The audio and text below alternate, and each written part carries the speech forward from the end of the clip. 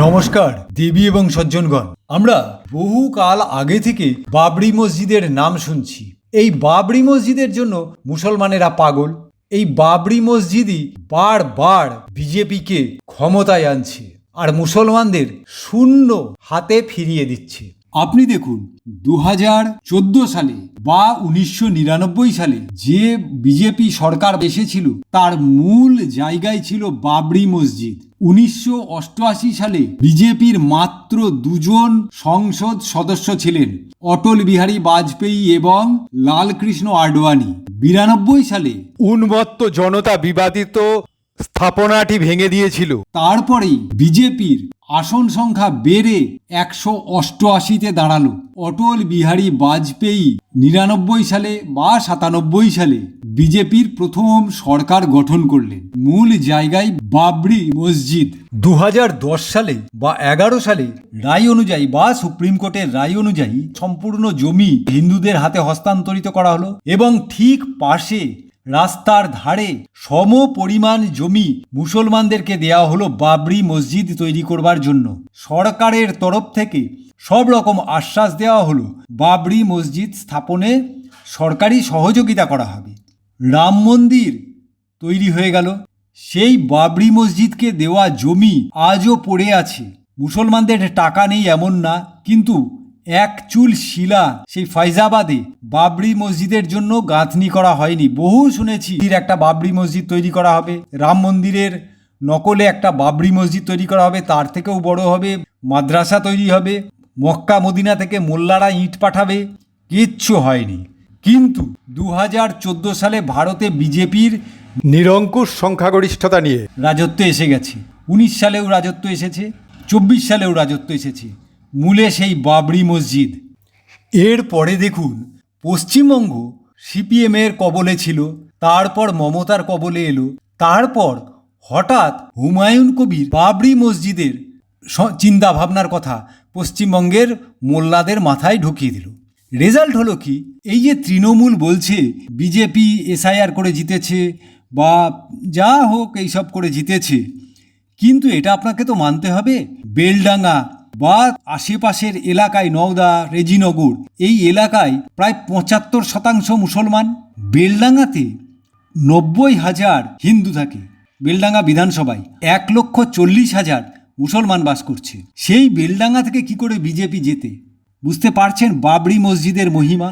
ওই বেলডাঙ্গার পাশেই রেজিনগরে হুমায়ুন কবির বাবরি মসজিদ স্থাপন করবে বলে লাফালাফি লাগিয়েছিল। না, আমি একটা ভিডিওতে বলেছিলাম যে আপনি বাবরি মসজিদের একটা ইট গেঁথে দেখান, একটা পাঁচিল গেঁথে দেখান। আজও হুমায়ুন কবির বাবরি মসজিদের ইট পাঁচিল গাঁথতে পারেনি। যেমন অযোধ্যার ফাইজাবাদে রাম মন্দির তৈরি হয়ে গেছে, বাবরি মসজিদের জন্য বিরাট একটা জমি দেওয়া হয়েছে, কিন্তু এক চুলও বাবরি মসজিদের ইটের গাঁথনি হয়নি। তেমনি রেজিনগরেও বাবরি মসজিদের ওই খোঁড়াখুঁড়ি হয়েছে, লোক দেখানো হয়েছে, মোল্লারা গিয়ে নামাজ পড়তে আরম্ভ করেছে, কোটি কোটি টাকা হুমায়ুন কবিরের পকেটে ঢুকেছে, কিন্তু বাবরি মসজিদের ইট কিন্তু একটাও গাঁথা হয়নি। বহু মোল্লা লরিতে করে, হাতে করে, মাথায় করে ইট এনে দিয়েছে, কিন্তু বাবরি মসজিদের শিলান্যাসে একটা ইটও আসেনি। এই বাবরি মসজিদ মোল্লারা যত লাফালাফি করবে বাবরি মসজিদ নিয়ে, এই বাবরি মসজিদ মোল্লাদের তত কবরে ঢোকাবে, মানে রাজনৈতিকভাবে, অন্যভাবে নেবেন না কথাটা। এই বাবরি মসজিদের জন্য দেশের 14% মুসলমান আছে, সেই দেশে 5% 2019 এই সময় সংসদে প্রবেশ করতে পেরেছিল। এইবার বোধহয় এই 2024-এর সংসদ নির্বাচনে হয়তো 8% গেছে, কারণ বিজেপি একটু কম আসন পেয়েছে। পশ্চিমবঙ্গে এই বাবরি মসজিদ হওয়ার আগে 27% মুসলমানের পশ্চিমবঙ্গে অন্তত 27% প্রতিনিধি ছিল, 26-25 এরকম প্রতিনিধি ছিল। আজকে এই বাবরি মসজিদ শুরু হওয়ার পরে কেবলমাত্র মমতার দলের 41% মোল্লা বিধানসভায় প্রবেশ করতে পারলো। তার মানে ওই 30-32টা হবে, 32টা, অর্থাৎ 294টা আসনের মধ্যে যদি 32টাও মোল্লা বিধানসভায় প্রবেশ করে তাহলেও সেটা বড় জোর 12%। এই তৃণমূলের 31 জন বিধায়ক সহ আইএসএফ এর একজন, সিপিএম এর একজন, কংগ্রেসের 2জন এবং ধরে নিলাম সন্দেশখালীতেও একটা মোল্লা বিধায়ক হবে। তবুও মোট 37 জন হবে, সেটাও 12%-এরই কিছু বেশি হচ্ছে। সবই বাবরি মসজিদের খেল। আসল কথা কি জানেন তো, 2006, 7 বা 4 সালে কে মোহাম্মদ আর্কিওলজিস্টের নেতৃত্বে, আপনারা ইউটিউবে কে মোহাম্মদ আর্কিওলজিস্ট কথাটা লিখে দেখুন, কি শুনতে পান একবার দেখে নিন। কে মোহাম্মদ এই আর্কিওলজিস্টের নেতৃত্বে যখন বাবরি মসজিদের বা রাম জন্মভূমির বিবাদিত স্থল খোঁড়া হয়েছিল, তখন তার নিচে সম্পূর্ণ রাম মন্দিরের ভিত পাওয়া গিয়েছিল এবং অনেক রাম মন্দিরের লেখা পাওয়া গিয়েছিল, যেখানে রাম মন্দির সম্পর্কে লেখা আছে ইত্যাদি লেখা পাওয়া গিয়েছিল। একটি পাথরের ফলক পাওয়া গিয়েছিল যেখানে লেখা ছিল রাম মন্দিরকে ধ্বংস করে বাবরের সেনাপতি মীর বাকি বাবরি মসজিদকে স্থাপন করেছিল।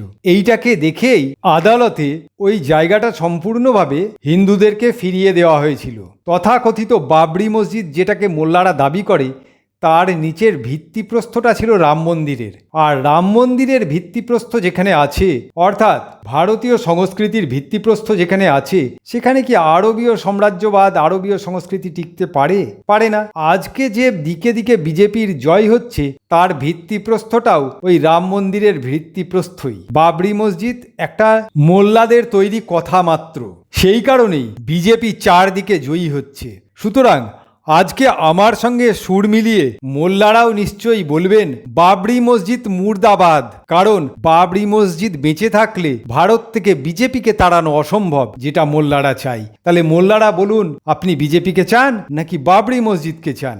দেখুন, আপনিও নিশ্চয়ই বলবেন বাবরি মসজিদ মুর্দাবাদ।